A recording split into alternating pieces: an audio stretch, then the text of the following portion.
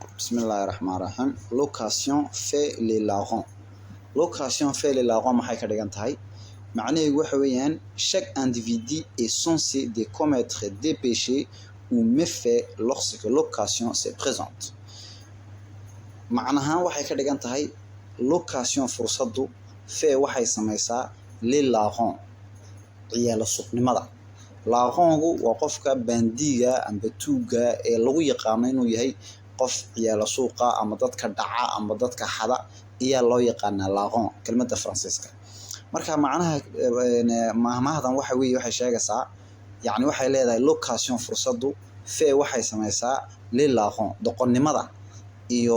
ciyaal suuqnimada waa fursada weeyaan. Waxay ka dhigan tahay qof kaste oo bilaaadana qofku Ilaahay u naxariisto mooyaane wuxuu dambi samaynayaa amba wax laga filayna uu samaynayaa waa goorma waa markii uu fursad ku helo. Waxaad maqlaysaa qof xaday lacag buu xaday waa goorma wuxuu lacagta xaday waa markii uu fursad ku helay ayuu lacagta xaday.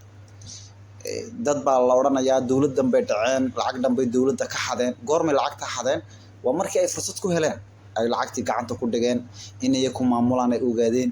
in maaragtaanay meel looga soo dhacayo ay jirin ogaadeen bay damceen damcuba wuxuu imanayaa waa markii fursad u timaado. Qof baa waxa lagu leeyahay macallina amba maadaragtay quraan xaafida ayaa gabadh yar u dhigay buu faraxumeeyay amba u violay baa leeyahay waa goorma wuxuu say ku sameeyay waa markuu fursad ku helay. Yacni qof kasta wuxuu dambiga galayaa amba uu falxumo samaynayaa kolkii ay fursadu ay siiso ayay ka dhigan tahay. Waxaad arkaysaa adduunyada rag makiinadaha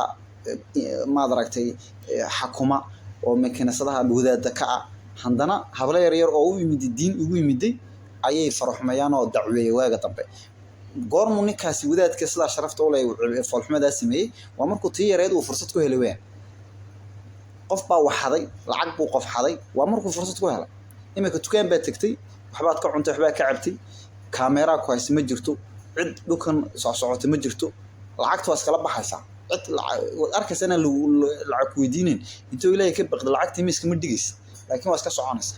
Qof kasta dambigu sameyn lahaa waxuu xadi lahaa uu zinaysan lahaa hadduu fursad ku heli lahaa macnu saabay ka dhigan tahay. Marka waxa laga yahay location fursadu fait waxay samaysaa les larrons waxa explication lagu macneeyay chaque individu qof kasta est censé de commettre wuxuu galayaa dambi des péchés dambi ou méfait ama falxumo wuxuu samaynayaa waa goorma lorsque l'occasion se présente kolkii fursad ay timaado. Marka fursadu doqonnimo ayay samaysaa waa saas waxa loo yiri madaragtaanay nabigeenu Alayhi Salaatu Wasalaam uu yiri inay wiil iyo gabar yari ay cilad isku bixin ama meel cilayn isku waayo damac baa imanay. Waa saa wuxuu rasuulku yiri Alayhi Salaatu Wasalaam aqal inay hablo iyo namo inay wada seexan waayo waxa ka dhacaysa dambigu wuxuu imaadaa waa markii fursadu ay timaado ee la isku helo fursad buu imanayaa. Saabay macnaheedu ka dhigan tahay. Mahmaadan kale labaad aysan waxa weeyaan la vengeance est un plat qui se mange froid. La vengeance est un plat qui se mange froid waxay ka dhigan tahay macnaheedu hadii loo macneeyo la vengeance argosigu est un plat waa cunto qui se mange lagu cuno froid iyadoo qabow. Yacni waxay ka dhigan tahay explicationku quand on veut se venger kolka doonaysa inaad argositid on n'agit pas sous les coups de la colère. Adigoo caroonaya in markaaba argositid maaha laakiin maxaa la samaynayaa mais on attend les bons moments et on se prépare pour bien se venger. Waqtigii baad sugaysaa kuu fiicnaa ee habboonay argosan lahayd adoo weliba isdiyaariyay sidaas si fiican u argositid. Marka yacni qof hadduu wax sameeyo ama hadduu wax kugu sameeyo ama lagaaba cadhaysiyo oo doonaysa inaad argositid ma fiicna isla markaa degdega ay arintu ay dhacdo inaad argositid waayo qofkaad ka argosanaysay ama wixii aad ka argosanaysay isagoo waa diyaar u isdiyaariyay madaxiisu ka diyaarsan yahay wuxuu ka diyaarsan yahay maadaragtaanay meel kasta argosiga wax weyn ma gaarsiinay hadii miliga carada ama waxa uu bisil yahay hadaa tira argoso wax weyn qofka ma gaarsiinay laakiin qofkii uu iloobay yiri khalaas waa ninka uu ku daayay amba wadanka uu ku daayay yiri iyo maaragtaanay si fiican uga argo jig ba gaarsiinaysa meel baad goynaysa. Marka waxa lagu yiri la vengeance argosigu waa cunto lagu cuno qabowga yacni waa loo kaadiyaa hadaa in argosati doonaysid iska yar samir u yir joog ha ku yir qabowdo waqti fiican uu qofkii iyo wixii aad ka argoosanaysayna uu iloobay ayaad si xun u goynaysaa feedhaha marka iska samir bay ka dhigan tahay marka aargoosigu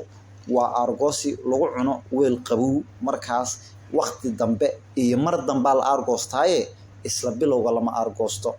waa kii la wareystay ambassadorka Faransiiska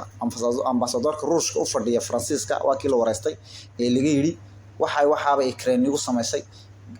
reer Yurub waxaabay nigu sameeyeen bal Ruushku muxuu doonaa inuu sameeyo balil wuxuu yiri waxaan imika sheegi karayna maaha laakiin anaku waan aargoosan doonaa ama ha horeyso amba ha dambayso waan aargoosan doonaa aargoosigu nagu yiri waa cunto qabowga lagu cuno mar la filinayn la moodayn ayaan meel goynaynaa buu ma aragtaanay waana la arko Ruushku marka ay Ukraine wax ku sameyso wuxuu filinayna ay ku sameyso ay loo soo raacay wax ay ku sameyso isla markaaba ma aargoosto iskeer suga 2 toddobaad kadib 3 toddobaad kadib wuxuu ku sameeyo waa la yaabaa marka aargoosigu waa cunto lagu cuno qabowga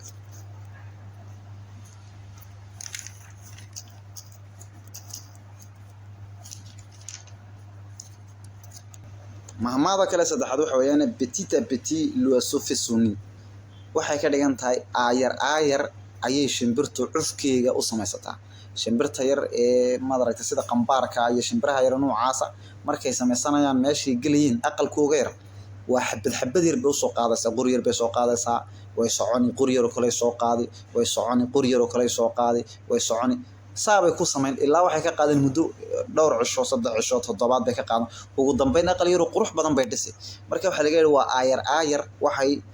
shimbirtu ay aqalkeega ku dhisato macnaheedu waxa weeyaan lentement et patiemment on arrive à ses fins waa adigoo aayar u socda samirna ku socda ayaad ujeedadaada gaaraysaa yaani degdeg uma fiicno wax walba aayar baa lagu gaaraa samir baana lagu gaaraa bay ka dhigantaa maamada kale hasan waxa weeyaan on apprend pas au vieux singe à faire la grimace hadii la macneeyo turjumahan waxay noqonaysaa yaani lama baro oo uma baahna inaad tustid daanyeerka weyn in khaakhayraada daanyeerka weyn lama baro yaani inaad ogtiin mooyane daanyeerka iyo ma aragta xayawaan caynkaasa